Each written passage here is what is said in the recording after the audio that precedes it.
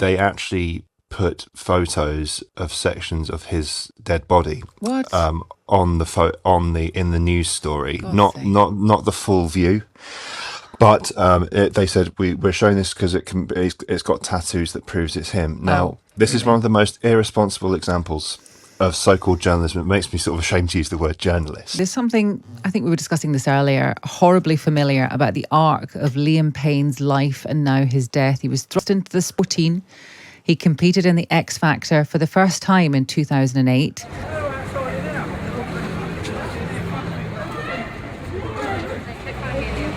He was then put into the group auction, followed by screaming fans, wars and huge wealth. His money and fame was accompanied by broken relationships, alcohol and drugs. And in the end, Liam died at just 31 after a fall from a balcony of a hotel in Buenos Aires. We know his girlfriend had home earlier this week. And we know that there had been complaints about an aggressive man who could have been under the influence of drug alcohol. That's all we really know at this point. Let's speak to Matt Charlton, journalist who knows the music industry well. Good morning to you, Matt. Good morning. How did you feel into that clip? Because I just, a 14-year-old boy, basically, with such a beautiful voice, and now, no longer with us at the age of 31. It's a ridiculously short life. And as you were saying, it's the old story of wanting that fame and not just everything that we see in the papers not really knowing what that entails until you're in the middle of it, and then finding ways to cope with it. And I think it's also important to talk about the way the news was broken last night with the website TMZ, and they actually put photos of sections of his dead body. What? In the news story, God's not sake. the full view. But they said we're showing this because it's got tattoos that proves it's him. Now, this is one of the most irresponsible examples of so-called journalism. It makes me sort of ashamed to use the word journalist. Yeah.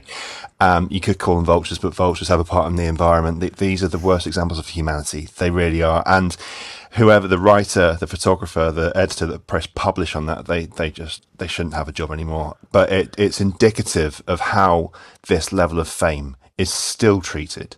And we hear these stories about, when Diana had that car crash and the paparazzi crowding around the wreck. And that hasn't changed. That's 30 years ago now. And it just hasn't changed. And no lessons have been learned. And once you're in that spotlight, you're fair game in a lot of people's eyes. And it just simply shouldn't be like that. Some people would call it a Faustian pact. But you don't know what you're getting into until you're in the middle of it. And it's it's deplorable. So what do we do about this? I think as a member of, was it Boyzone, who was saying that there need to be, there need to be changes, that they need to have advisors, like psychological advisors and counsellors with them from the beginning. But what do you think needs to change? I mean, that's said every single time as well. That's. But then it doesn't happen, thing. Does it? It doesn't happen, but it's getting. I have to say, it is getting better. There is a duty of care because of everything that's happened. That the record company, especially because they are more answerable to fans on social media now, like immediately there's that direct line now. The record companies have to show that there is a duty of care now. In the 90s and even in the early noughties, that simply just wasn't the case. It's sort of like, there you go, pushed out on stage with a stick and go do your job. But now it's definitely, it's better, but it's got a long way to go. So for people who, knew him because of One Direction and then kind of lost track of him, what has he done? What did he do after One Direction musically?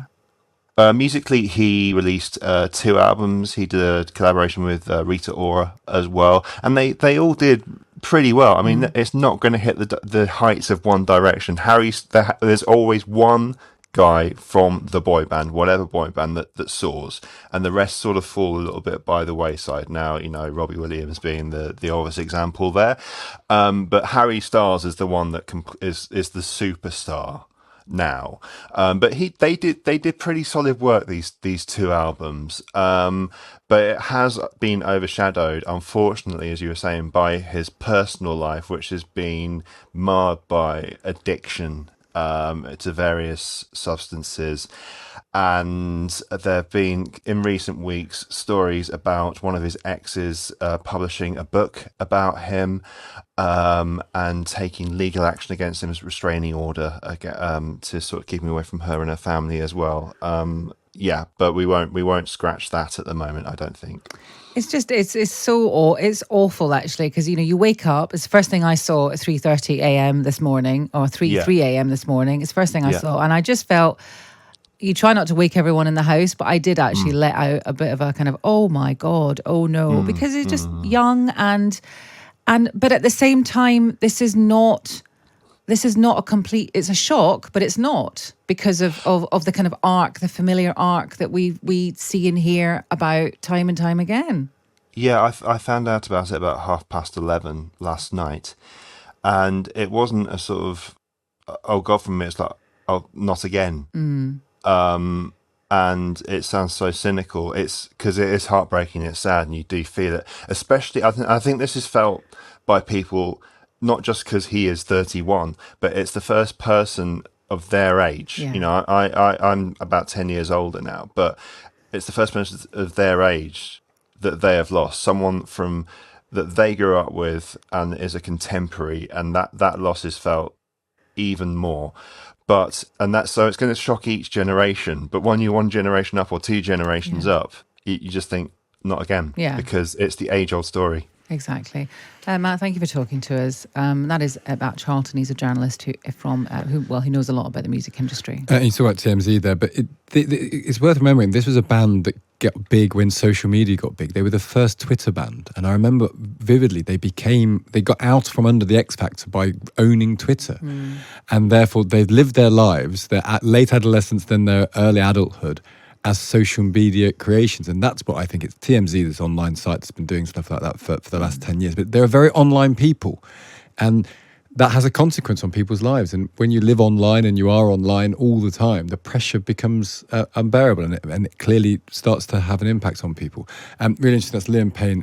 Very sad news, I'm sure, if you're just waking up. Liam Payne from One Direction died at the age of just 31 after a fall from a balcony of a hotel in Buenos Aires.